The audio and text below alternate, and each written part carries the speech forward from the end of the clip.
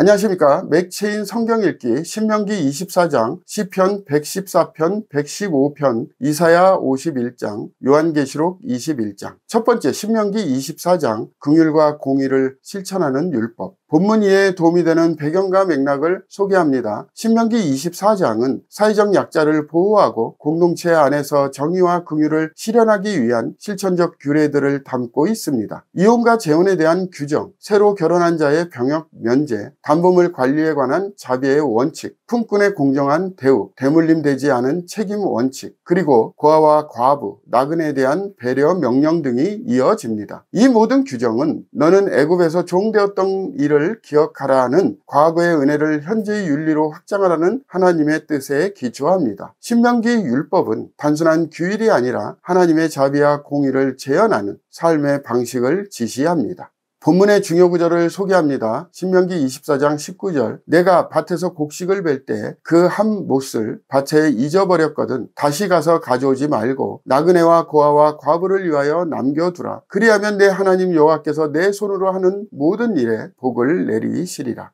본문을 적용하는 데 도움이 되는 가이드라인입니다. 오늘날 우리는 나만의 권리와 소유에 집착하는 세상 속에서 하나님의 관대함과 긍휼을 삶으로 나타내야 합니다. 우리의 가진 것은 모두 은혜로 주어진 것이며 그것은 나눔과 돌봄의 책임을 동반합니다. 일상 속에서 약자를 기억하며 살아가는 것이 바로 하나님을 기억하는 길입니다. 신앙은 머무름이 아니라 흘러나가는 사랑입니다.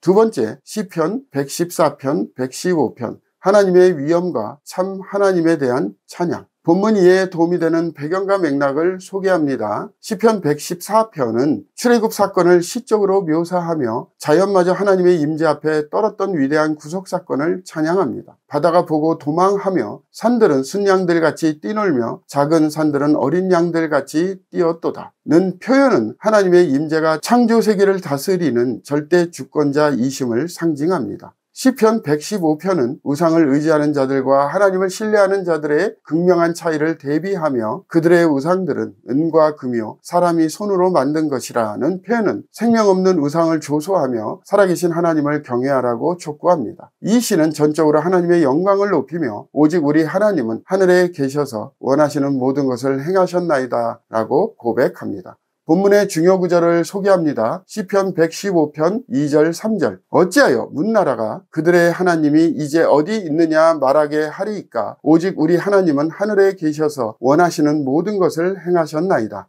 본문을 적용하는 데 도움이 되는 가이드라인입니다. 오늘날 우리는 우상처럼 작동하는 물질, 명예, 자아를 버리고 살아계신 하나님만을 의지해야 합니다. 진짜 힘은 눈에 보이는 대상이 아니라 우리를 구속하신 하나님의 주권 안에 있습니다. 하나님은 지금도 말씀하시고 움직이시며 우리 삶에 관여하십니다. 그분을 높이는 삶은 우상 앞에 침묵하지 않는 삶입니다.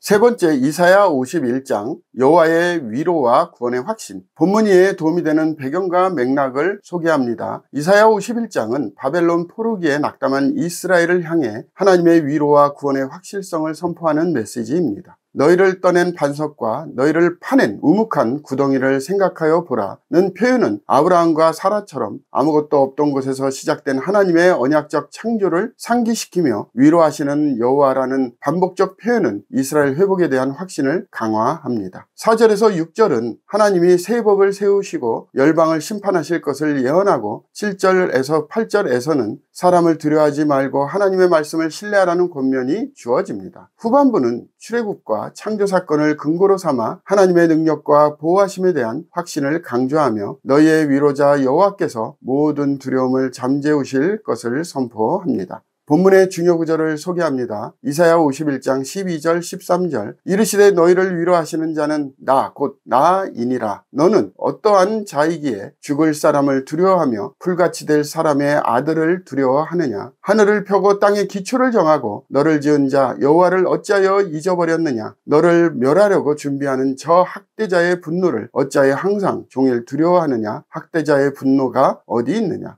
본문을 적용하는 데 도움이 되는 가이드라인입니다. 오늘날 우리는 끊임없이 변화하는 세상과 사람들 앞에서 두려움을 느끼지만 하나님의 위로는 그 어떤 현실보다 강합니다. 우리가 기대해야 할 분은 감정이나 뉴스가 아니라 말씀과 언약을 이루시는 하나님이십니다. 과거의 구원과 보호는 오늘날 살아가는 힘의 근거입니다. 진짜 위로는 상황이 아니라 하나님 자신 안에 있습니다. 오늘의 마지막 본문 요한계시록 21장 새 하늘과 새 땅 어린 양의 신부. 본문 이해에 도움이 되는 배경과 맥락을 소개합니다. 요한계시록 21장은 모든 심판 이후 새하늘과 새 땅의 도래와 새 예루살렘의 영광을 묘사합니다. 새하늘과 새 땅을 보니 처음 하늘과 처음 땅이 없어졌고 바다도 다시 있지 않더라는 표현은 죄와 죽음, 슬픔이 완전히 사라진 새 창조의 완성을 의미합니다. 보라, 하나님의 장막이 사람들과 함께 있음에는 하나님의 임재가 충만하게 회복된 영원한 교제의 상태를 나타내며 다시는 사망이 없고 애통하는 것이나 곡하는 것이나 아픈 것이 다시 있지 아니하리니 라는 말씀은 궁극적 회복과 치유의 선언입니다. 이어서 새 예루살렘은 어린 양의 신부로 장식된 도성으로 묘사되며 성곽과 기초석 12문 등은 하나님의 백성 전체가 하나로 이루는 영원한 공동체를 상징합니다. 성전이 따로 없는 이유는 주 하나님 곧 전능하신 이유와 및 어린 양이 그 성전이심이라 라는 고백에 담깁니다. 본문의 중요 구절을 소개합니다. 계시록 21장 3절 4절. 내가 들으니 보좌에서 큰 음성이 나서 이르되 보라, 하나님의 장막이 사람들과 함께 있음에 하나님이 그들과 함께 계시리니 그들은 하나님의 백성이 되고 하나님은 친히 그들과 함께 계셔서 모든 눈물을 그 눈에서 닦아주시니 다시는 사망이 없고 애통하는 것이나 곡하는 것이나 아픈 것이 다시 있지 아니하리니 처음 것들이 다 지나갔음이러라.